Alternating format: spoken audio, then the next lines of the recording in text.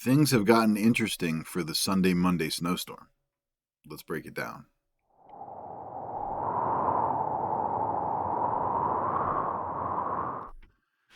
All right, so we're one day closer to this snowstorm potential, sometime between this Sunday Monday.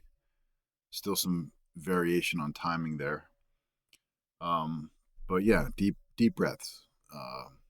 We're just under 60 hours now from first flakes of whatever does happen uh, on Sunday. So we still have to get through the mesoscale model period. We've been looking at GFS, the Canadian, the Euro, UK, the longer range global operational models, and the shorter range mesoscale models. They're starting to um, show solutions in their tail end of their ranges, but it's not really their wheelhouse. Okay, so when the NAM runs out to 84 hours, so does the Canadian RGEM, which is a shorter range version of its parent, the GGEM Canadian. Then you have models like the HER that runs even less, out to 48 hours. You don't want to be forecasting off of hour 60 through 84 on the NAM though, because it's not in its wheelhouse. You really, for the NAM, you need to get under 48 hours. Same thing with the RGEM. Um, and the HER, even though HER goes out like 18 hours, I think, or 21 hours um, every hour, and that's great to use as a real short range tool, like 12 hours or less, really. But that HER 4 times a day goes out to 48 hours at 0Z, 6, 18, 12, and 18Z. So 4 runs out of the day, that HER goes out to the 48-hour range. You don't really want to be forecasting in like the 36 to 48-hour HER range either. That just doesn't make sense. So you use each model when they're in their wheelhouse, basically. And right now, we're still kind of in the wheelhouse of the global operational models. So, um, the first issue that we've had in the last few days was the idea of the separation here. And let's go back to right now. So you see this piece right here, and we're at 500 millibar geo heights right now, right? It's just it's the height, the altitude at which the air is 500 millibars of pressure. So in the blue areas, right, that's a lower elevation, and in the red areas here, that's a higher elevation where that pressure is 500. And that kind of tells us, geopotential heights, whether or not the troposphere is kind of squashed down low and colder or more expansive and warmer. Um, but either way, this piece right here is the energy for Friday's rain system. So as we go into Friday, see how that breaks off, and now it's over here. So what was happening maybe like 2 days ago and yesterday is that this energy was remaining connected, and it was causing a ridge to be connected up top here. And these streamlines here, these 500 millibar isobars, they determine the steering currents for a surface low to take. Surface low almost follows these like a racetrack kind of thing. Although it is constantly in motion, it's whatever direction those things are aligned determines where the low tracks at that moment. So we were having that connection where it looked like it was connected. Now that's resolved, right? This is the GFS. We have a separation here, and this is really important because as the Sunday Monday storm energy digs here, it forces a little rise in the heights here in the separation, and therefore the steering currents are more aligned from the southwest to the northeast, which is able to take a surface low up this way instead of just out. Again, this is resolved. Even when we go and look at the European that was holding on to it the longest, you still have separation between the Friday rain system and the Sunday Monday potential. Now, as far as this Friday rain system, it's rain for most of Jersey. You might see a winter mix up in North Jersey, like north of 78, maybe even just north of 80. You might see like a wintry mix of freezing rain, a couple flakes mixed in with some freezing rain, sleet, that type of thing, but not really a significant accumulation. But that gets out of here, and then we have our storm system. So the separation issue has been resolved as of pretty much last night or early this morning. So what we're focused on now, I'm going to go to cyclonic vorticity. We'll go to the GFS first, and we will step down to a US view. So here's where we are now, and you have like two main components here. Up here you have a polar vort, right? And vort is short for vorticity. It's just an area of cyclonic vorticity energy spinning around each other. Um, you know, cyclonic vorticity is air that is spinning or turning, and the more it's turning, the more yellow red it becomes. The more straight line it is, the more clear it is on this map. So this allows us to identify areas of spinning energy up at that 500 millibar altitude, which is about 18,000 feet above sea level, give or take. Um, so, this is the polar vort, and this is the Pacific vort. This is coming off the ocean pretty much, soon, right now, kind of thing.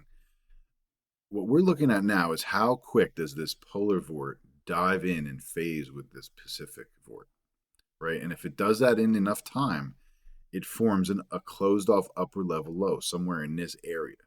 And that upper level low then allows the surface low to be attracted towards it, to be yanked back towards it. So, this surface low is going to form down here. It's going to go out this way. But if there's an upper low that forms in time, it throws a lasso over the surface low and it brings it back. So on all these big hit, model runs that we're seeing, the surface low goes out and then steps back and tucks into here before it's allowed to be released.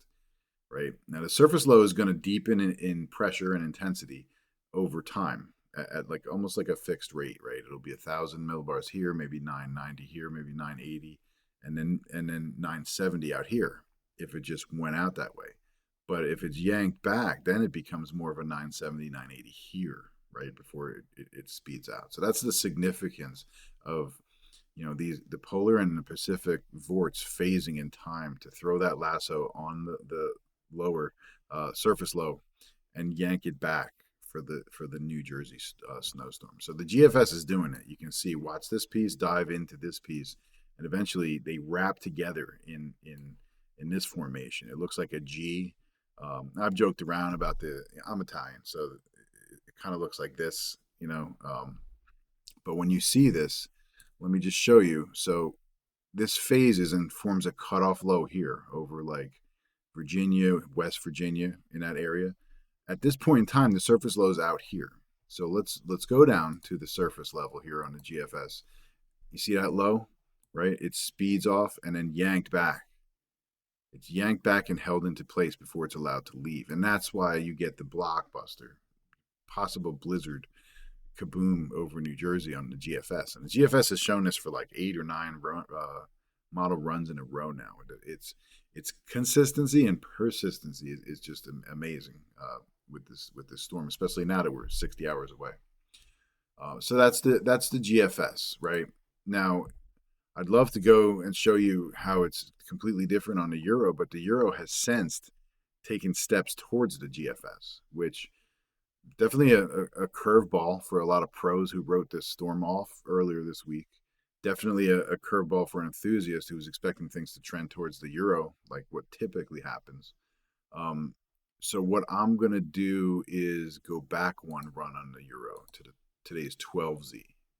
Now today's 12Z forms an upper low, but it's too late. It's down here on Eastern Virginia, right? So then when I step down to the surface, that low's already gone. It wasn't allowed to be captured. It just speeds off, right? So now let's let's look at what the earlier Euro today did. It really didn't bring much outside of some showers, a couple inches here and there to New Jersey, and then tries to form an inverted trough behind it. So not really an eventful snow situation on the Euro that ran just at 12Z today. But if we step back to the Euro that ran just recently this evening, now it's a much different situation. That polar vort catches the Pacific vort. And let's see, look at that. You have an upper level low way back here, way back here. So now when we step down to the surface on the Euro, what we have is a low. You see it right here. it gets held in place there, and it allows the big snow shield to form over Jersey. So this is the Euro. This is the Euro that has taken steps towards the GFS. We'll go in closer here and see that this is quite a difference from if I go back just one run before it. Look at that, night and day. So the Euro has taken steps towards the GFS after the GFS has been extremely consistent in showing a major snowstorm. It has to be noted, right? It has to be noted. Um, Now, one thing I will say about a phase is that you should never trust it, right? This is a lot of moving parts that are coming together at a very specific time to form that upper level low in that location. If that upper level low and phase happens just 3 hours earlier or 3 hours later, that can have significant impacts on whether or not you have a storm at all, or whether or not you have the actual blockbuster blizzard. So we've seen it happen. If you remember January 2015, I mean, we were expecting like 24 to 36, I think is what the National Weather Service put out. Our map had like 12 to 18 plus, and it was just the upper low didn't cut off in time. It was a few hours late, and because of that, the 24 to 36 expectation became a 4 to 10 inch reality. Some people in Monmouth County, Ocean County had like 10 inches of snow because they were the closest to the mist phase system. But you go back to like Philly, it was like 2 to 4 inches at most.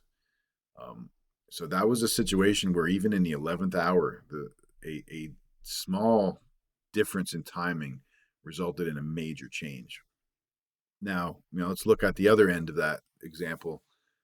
January 2016. That was the storm that hit us, right? And we had, I don't know, we had like 12 to 18 predicted again, right? But we had to kick out a categorical upgrade to Dude, Where's My Car? Because you had three vorts that phased earlier, and it became a much larger system. I was identified the morning that it started. Um, Talk about the 11th hour, and we had to make that change, and because of that, you had 24 to 36 across um, what is it? ABE through New York City, right across North Jersey. I was seeing 30, 36 inch measurements. Um, South Jersey dealt with freezing rain and sleet and still ended up with like 14 or 15 when all was said and done. So, back to my point, you never trust a phase because it can really surprise in the last minute. We're going to put out snow maps for this starting tomorrow, maybe revised on Saturday, maybe another revision on Sunday if there's time in the morning, if it makes sense, if we see something and want to tweak it. Um, but there's going to be high uncertainty even in that final map. High bust potential when you're dealing with a phase. So I just want to make sure that's understood well in advance of this system, because there's a lot of moving parts involved that have to time together perfectly for this big snowstorm to happen. Um, so I guess we can look at some output, right? I showed you what we're looking for: the northern polar vort and the Southern Pacific Vort. The polar vort needs to dive into the Pacific Vort as early as possible, so you get this closed off low to hold the low back and cause the snowstorm. Do I think that's the solution right now? I think that's where we're heading. I'm probably up to like a 50 or 60, maybe even percent chance of a snowstorm happening with at least significant accumulations. Um, am I going to call for what the GFS is showing? No, that's I'll show you in a few minutes what the GFS is. So you want to see some snow maps? I'll show you some snow maps. We'll go winter. We'll just do 10-to-1 ratios.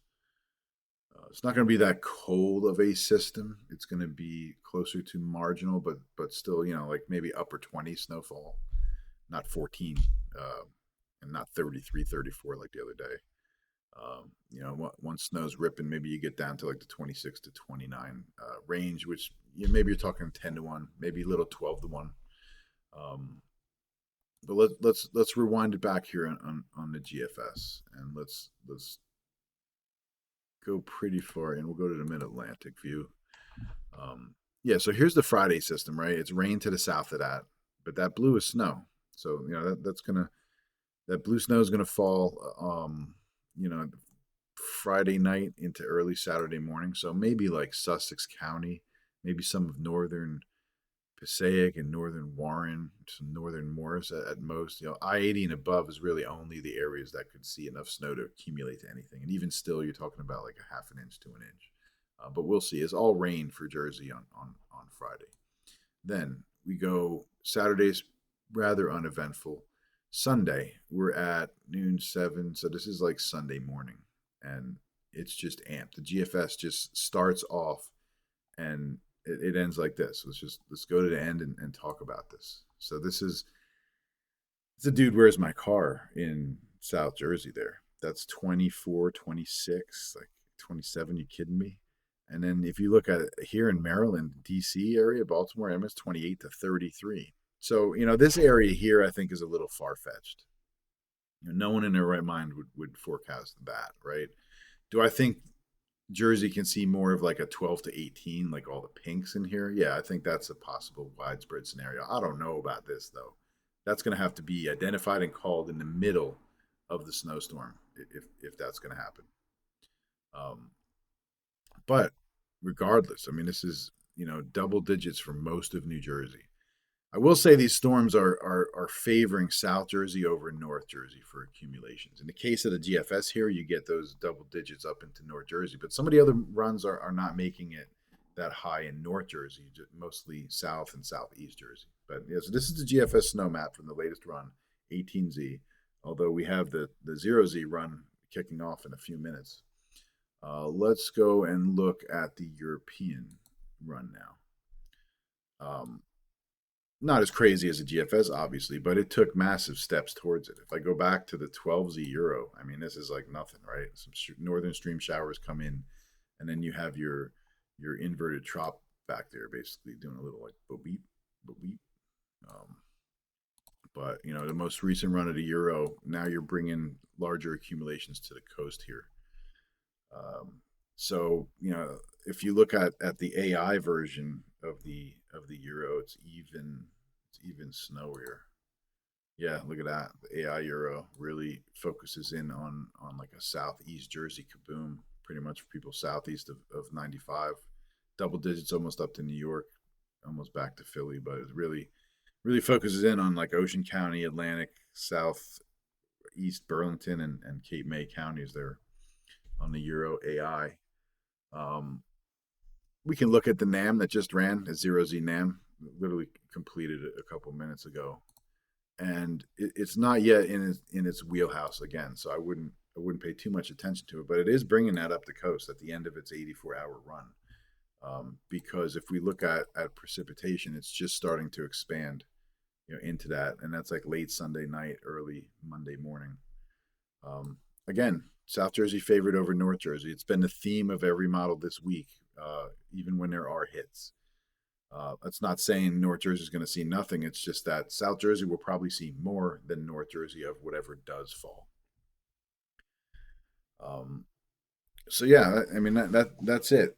As we like to say, there's huge runs tonight, huge model runs tonight. You have flight recon data from the Hurricane Hunter aircraft dropping dropsons over that Pacific Vort, um, coming on shore. The polar Vort has been over land. It's still over southwest Canada right now, so that's better sampled over land.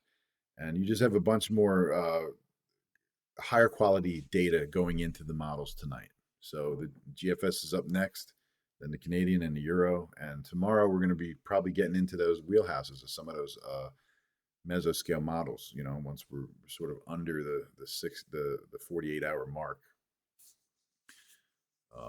So tomorrow, we have to get a first call out really, because this could be starting as early as Sunday morning. We got to get our first call out, Friday. We got to make the decision of storm versus no storm. We're going to look at tonight's 0Z data, tomorrow morning 6Z data, and then tomorrow's 12Z data during the day. And that's going to pretty much determine whether or not it's a snowstorm as a go, or if it's just maybe snow showers. But I got to be honest, I'm leaning more towards a snowstorm at this point. I am. That'll leave us the chance to revise on Saturday and possibly again Sunday morning if any final tweaks are needed. But there's going to be daily articles, there's going to be daily videos because there's a lot unfolding. I know it's a lot of information if you've been following all week, but there is a lot unfolding. As far as preparations go, I know there's salt shortages.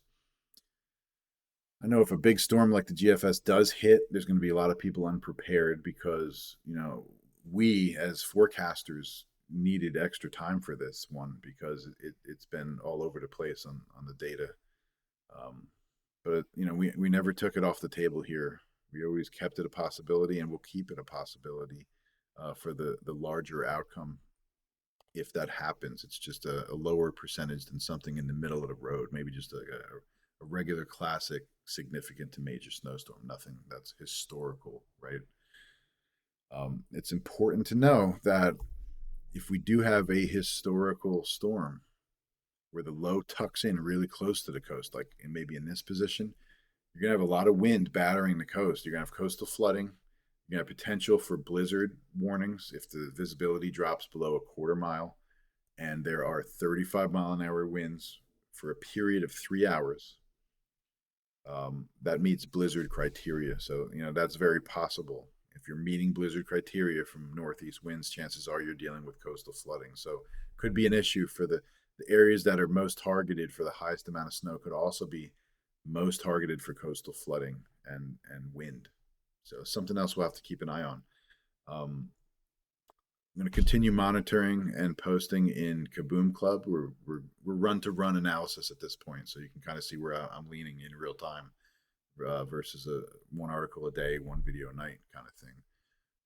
But I will have a first call snow map out tomorrow. Bobby and I we have to a lot to discuss and make some decisions on what our expectations are going to be for this coming Sunday, Monday. So we have to do that tomorrow.